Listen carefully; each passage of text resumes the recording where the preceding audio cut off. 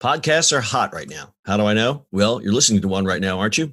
But you might be wondering, how on earth do I get my voice out there and start my own podcast? It all seems so intimidating. Between hosting and platforms and monetization, it can get real complicated real quick. Well, I'm going to let you in on a little secret. We started this podcast over 2 years ago, not knowing clue one on how to do it.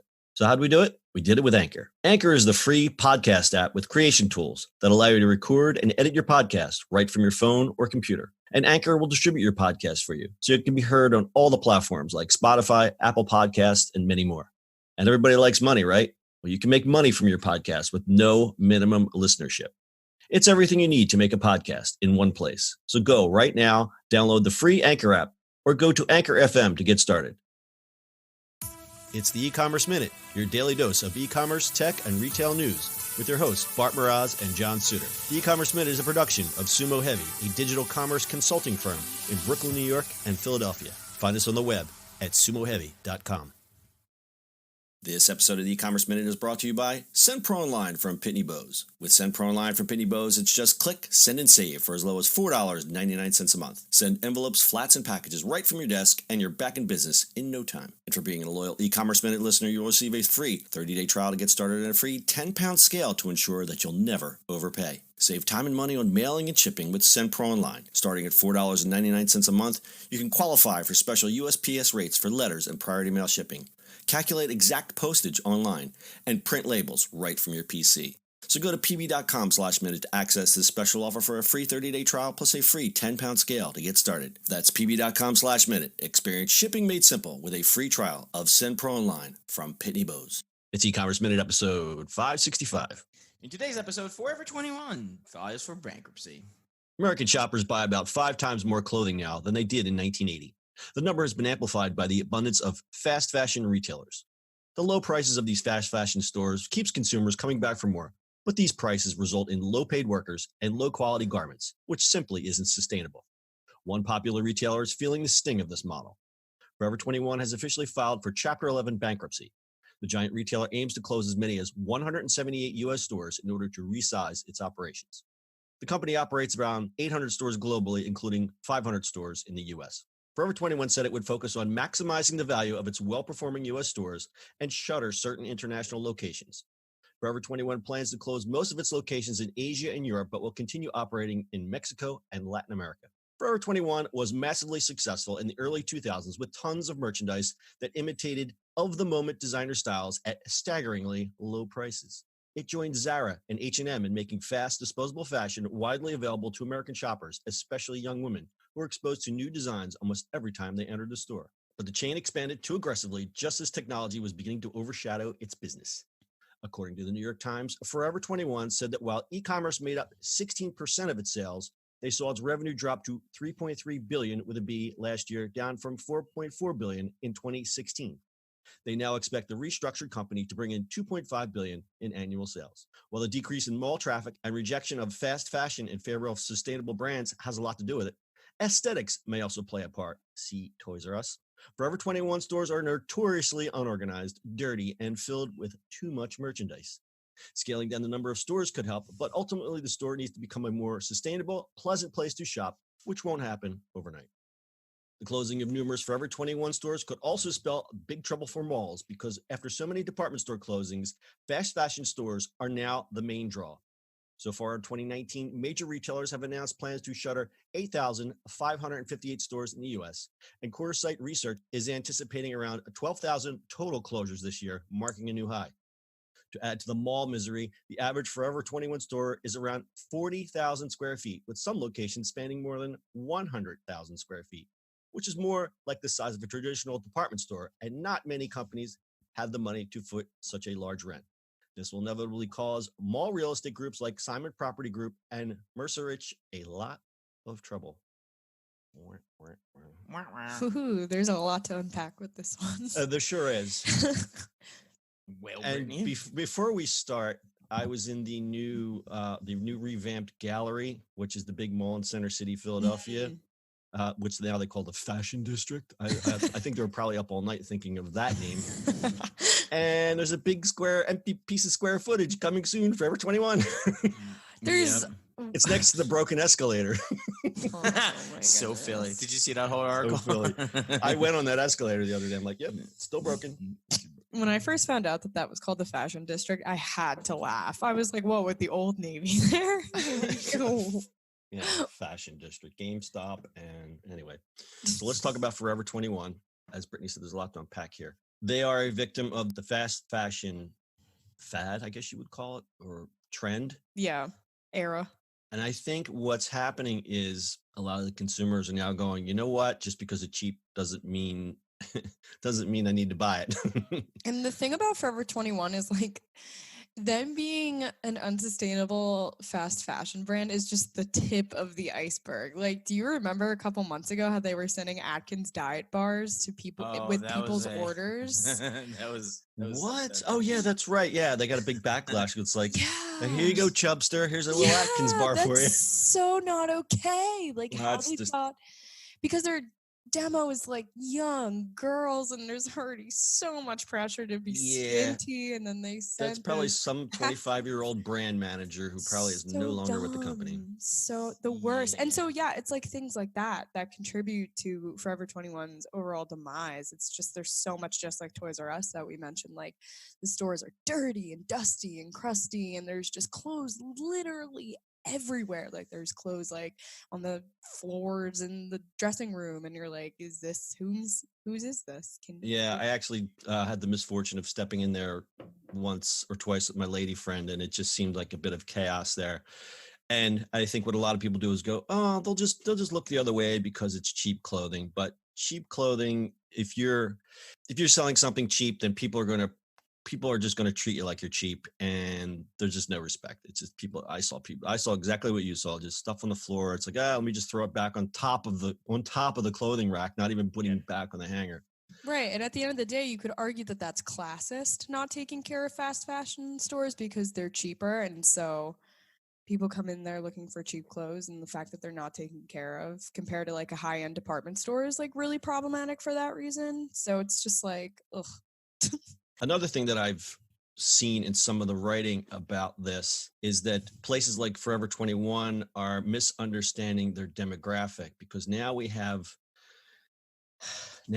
Gen Z, and these consumers are a little bit more sophisticated in terms of technology and shopping, and they can, like millennials, they saw an opportunity better to adhere to existing trends. But Gen Z consumers, like the kids that are in grade school and college, they just see a bunch of cheap stuff, Mm-hmm. and it's a harder sell to young shopper.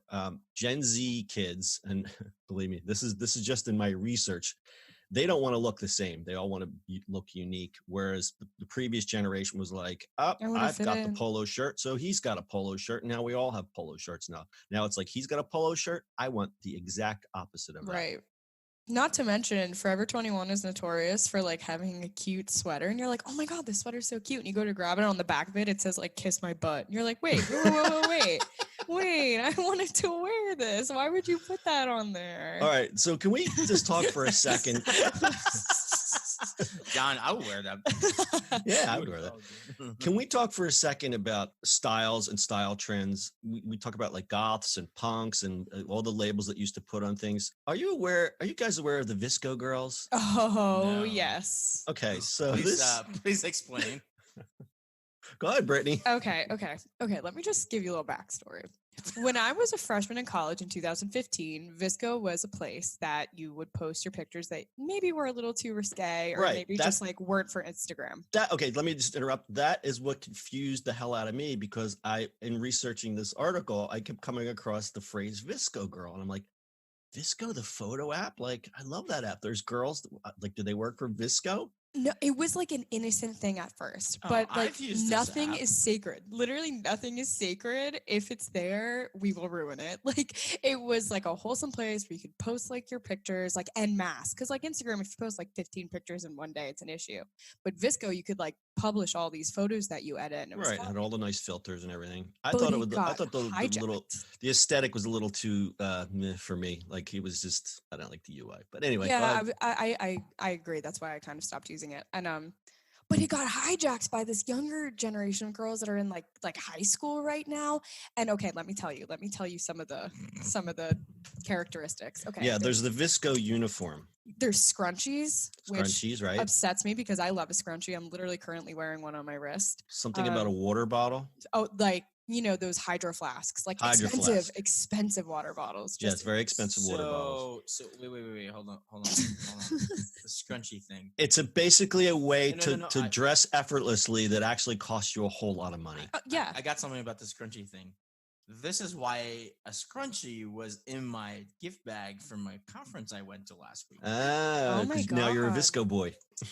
I did not know what was that about. I was like, that was weird. You're a VSCO boy. Okay, so there's the yeah, it's like, okay, it's kind of like the same thing as, you know how girls are like, oh my God, I look like such a hobo right now, but they're wearing Lululemon leggings that cost $130 Right. and like a crew neck that costs $75. It's like the same thing as a VSCO girl. And VSCO girls also are trying to bring back puka shell necklaces.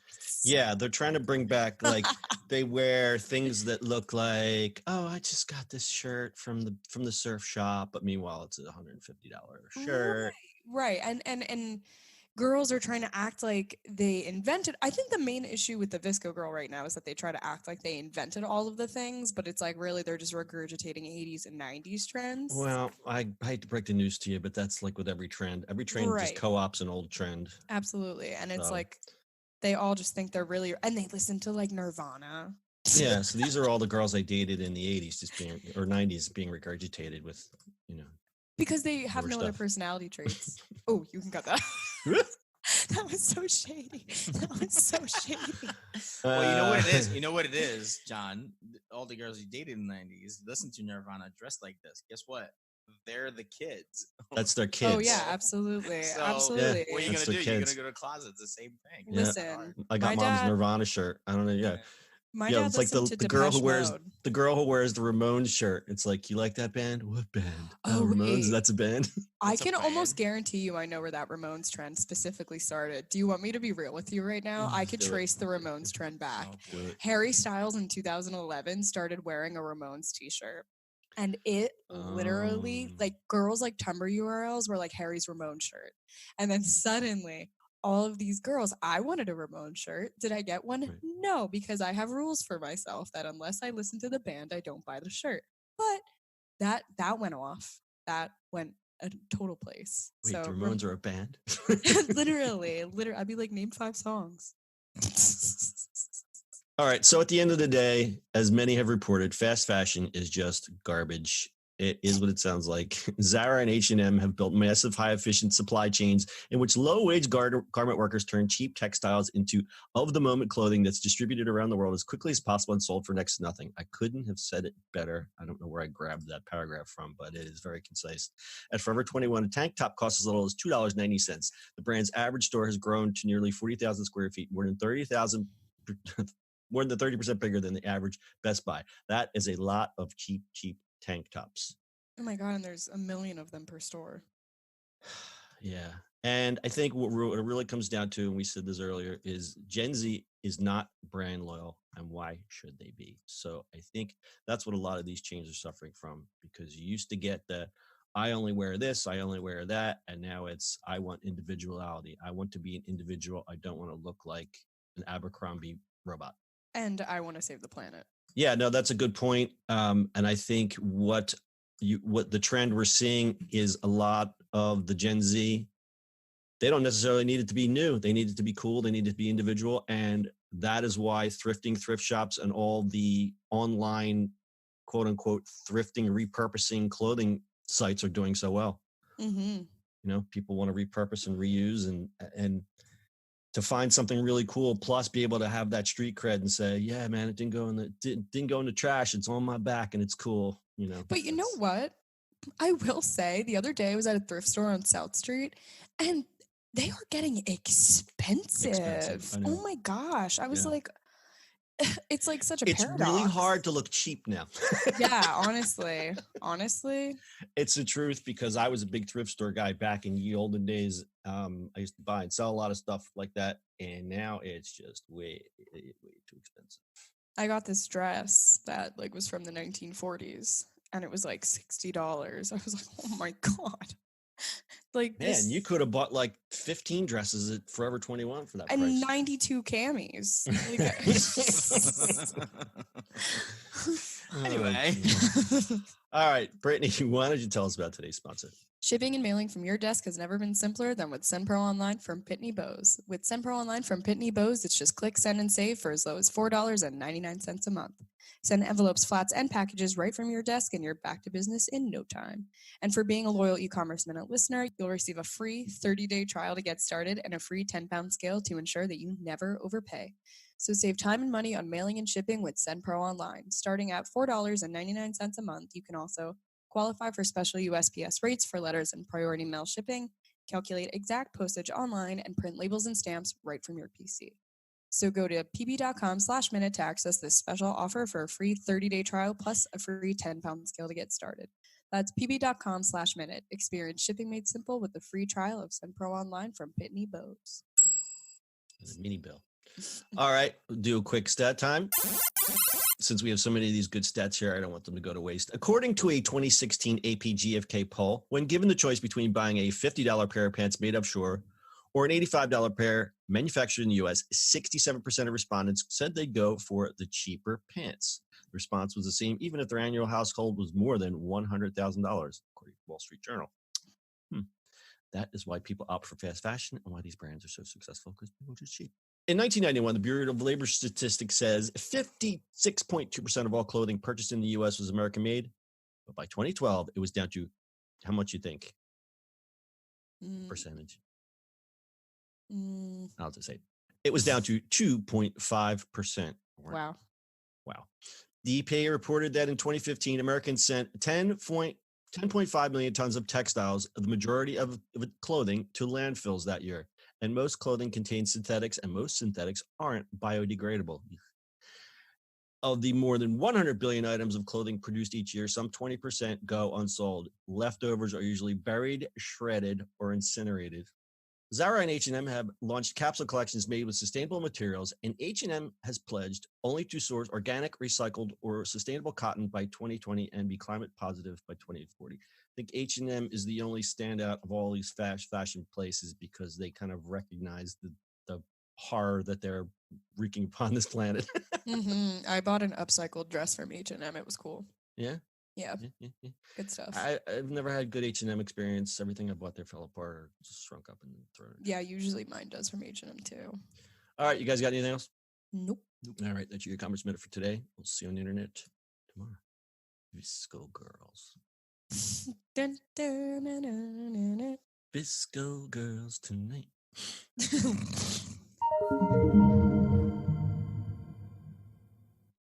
That's it for today's show. If you like the show, do us a favor and subscribe, or leave us a review on iTunes. And don't forget, you can now listen to the e-commerce minute on your Amazon device. Just add e-commerce minute to your flash briefing. And finally, if you have a comment or suggestion, or just want to say hi, find us on social media @Sumo Heavy.